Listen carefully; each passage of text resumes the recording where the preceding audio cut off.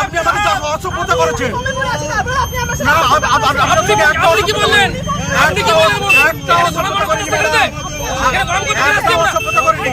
আমি বলেছি আপনিও বনকে প্রশ্রয় দিচ্ছেন, এটা বলেছি। আপনি করেছেন, আপনি খেয়ে দাঁড়িয়ে রেখেছেন, আপনি খেয়ে দাঁড়িয়ে রেখেছেন, মিডিয়া থেকে দাঁড়িয়ে রেখেছেন।